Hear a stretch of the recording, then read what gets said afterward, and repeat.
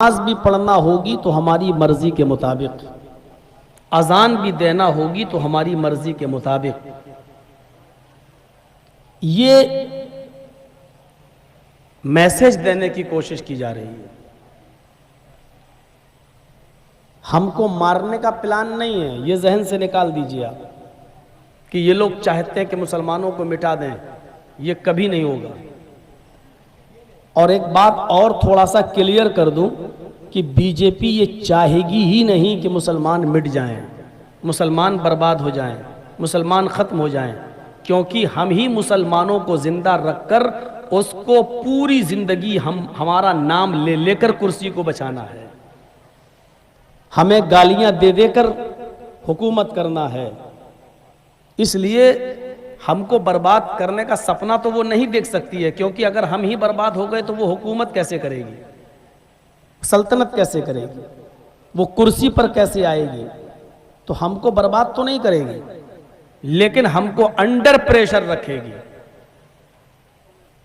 ऐसे रहो, ऐसे नमाज पढ़ो, ऐसे रोजे रखो, ये खाओ, ये पहनो, हम ये नहीं खाने देंगे, हम ये नहीं पहनने देंगे। इस तरीके के उसूल बनाकर वो हमें प्रेशर में रखने की कोशिश करेगी, और इसके जिम्मेदार हम खुद हैं। ये बड़ी बात मैं बोल रहा हूं, इसके जिम्मेदार हम खुद हैं, क्योंकि वो जिस इस्लाम को रुसवा करने की कोशिश करते हैं, बदनाम करने की कोशिश करते हैं, हमने उनको ये बताने की कोशिश नहीं की कि ये इस्लाम तुम्हारा भी मजहब है, सिर्फ हमारा नहीं है। हमने उनको ये बताने की कोशिश नहीं की, बल्कि अपने अमल से ये साबित किया है कि ये दीन हमारा है और ये सिर्फ हमारे नबी मोहम्मद रसूलुल्लाह लेकर आए। मोहम्मद सल्लल्लाहु अलैहि वसल्लम हमारे नबी हैं, ये मैसेज हमने दिया है। इसलिए वो आज हमको, हमारे नबी को, हमारे इस्लाम को टारगेट करते हैं, निशाना बनाना। अगर हमने उनको ये बताया होता कि यही इस्लाम आदम अलैहिस्सलाम से लेकर मुहम्मदुर रसूलुल्लाह सल्लल्लाहु अलैहि वसल्लम तक जितने भी नबी, जितने भी पैगंबर, जितने भी ऋषि मुनि इस दुनिया में आए, सारे नबियों का, सारे पैगंबरों का और सारे ऋषि और मुनियों का धर्म यही इस्लाम था। मुहम्मदुर रसूलुल्लाह ने कोई नया दीन नहीं दिया है सल्लल्लाहु अलैहि वसल्लम, कोई नया दीन नहीं दिया है, ये वही दीन है।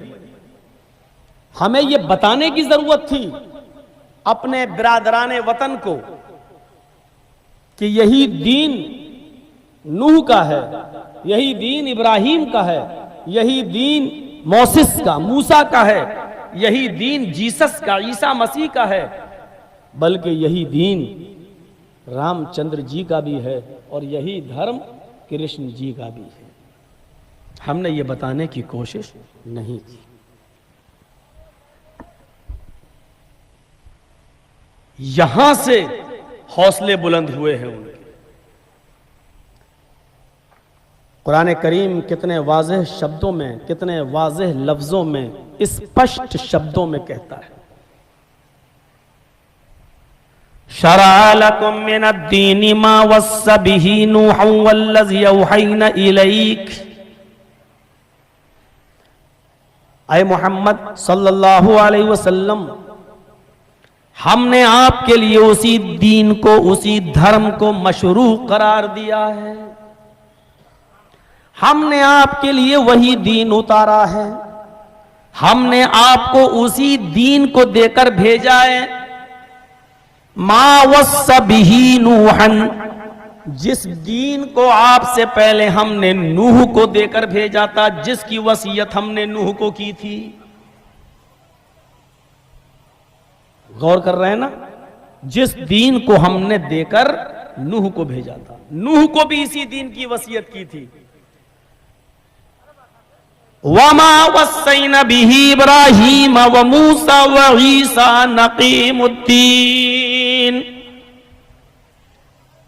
और नूह अलैहिस्सलातु वस्सलाम के बाद जो पैगंबर इस दुनिया में आए, इब्राहीम, मूसा और ईसा, हमने उनको भी यही दीन देकर भेजा था। कहां कहा अल्लाह ताला ने कि ये एक नया दीन है, मोहम्मद रसूलुल्लाह को देकर भेजा है? ये तो नहीं कहा अल्लाह ने।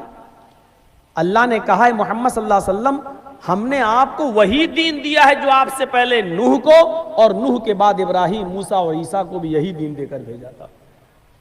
नूह अलैहिस्सलाम कौन है? Zomato has all the restaurant options on it. Zomato. हमारे यहां नूह है, लेकिन वेदों में जब आप पढ़ेंगे, स्मृतियों में जब आप पढ़ेंगे, पुराणों में जब आप पढ़ेंगे, तो नूह का नाम मनु की शक्ल में मिलता है। और हिंदू धर्म की बाकायदा, हिंदू धर्म का एक ग्रंथ है, एक किताब है जो मनु की पूरी जीवन पर आधारित है, उसका नाम है मनुस्मृति। मनु का जो एक किस्सा, एक कहानी, एक वर्णन उस मनुस्मृति में लिखा है, वो इस तरह है। मनु ने अपनी जाति, अपने समूह के लोगों से कहा, एक ईश्वर की पूजा की तरफ आ जाओ, मैं तुम्हें निमंत्रण देता हूं एक ईश्वर की पूजा की तरफ। यह मनुस्मृति में लिखा है। जात और समूह के लोगों ने उनकी एक भी बात न मानी। फिर मनु ने श्राप दे दिया। श्राप समझते ना, बद्दुआ। फिर मनु ने श्राप दे दिया, यानी बद्दुआ दे दी। हाय प्रभु, मेरी जात को नष्ट कर दे, मेरी कौम को नष्ट कर दे, डिस्ट्रॉय कर दे, बर्बाद कर दे। एक व्यक्ति विशेष को भी इसमें बाकी मत रखना, मत छोड़ना, सबको बर्बाद कर दे।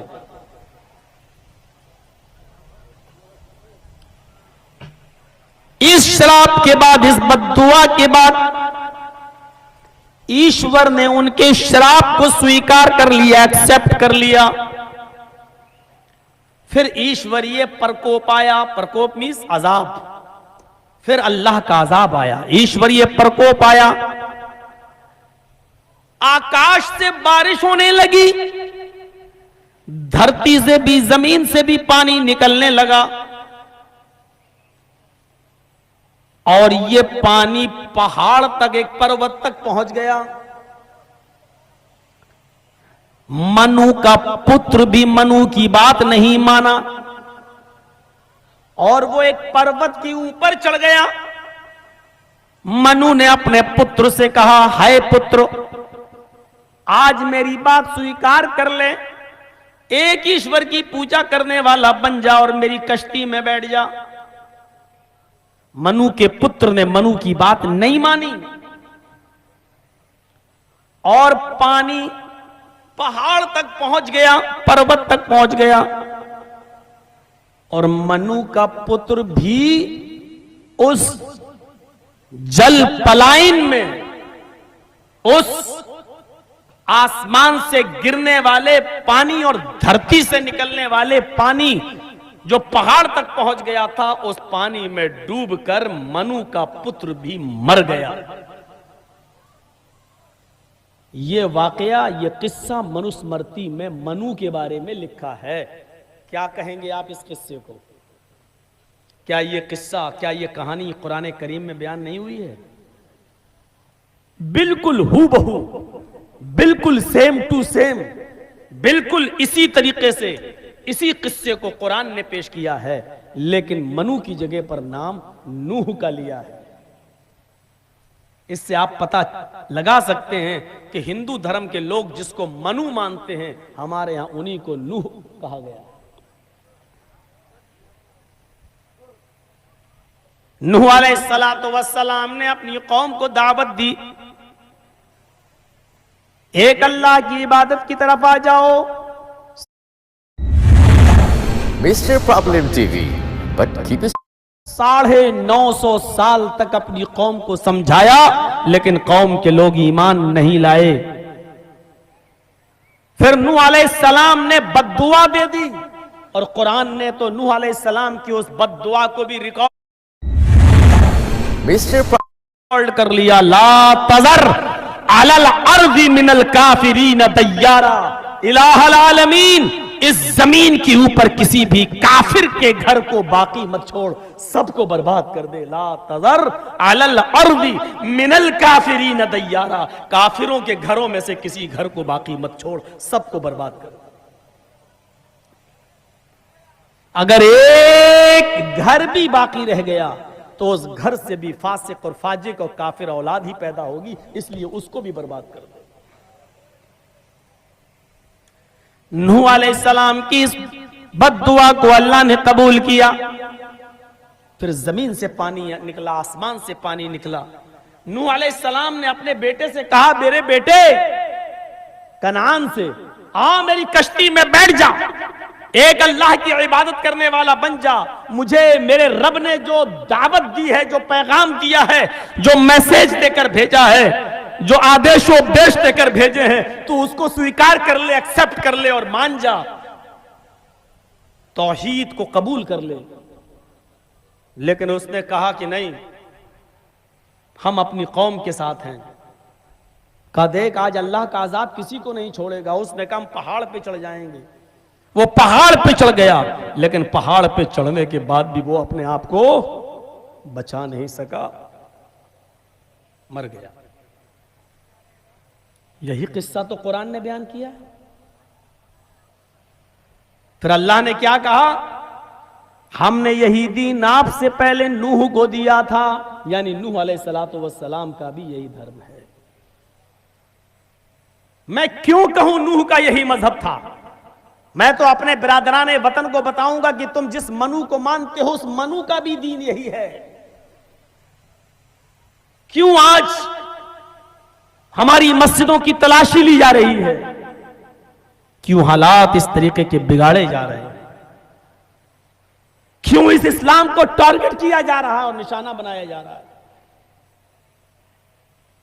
हमने बताने की कोशिश नहीं की।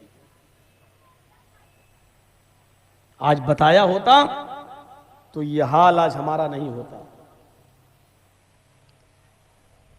हजरत आदम अलैहिस्सलातु वस्सलाम को आशू कहा गया है वेदों में, पुराणों में आशू, और हव्वा अलैहिस्सलाम को वेदों में हियुवती या शत्रुपा, दोनों लफ्ज, दोनों शब्द इस्तेमाल हुए। हियुवती यानी हव्वा और शत्रुपा।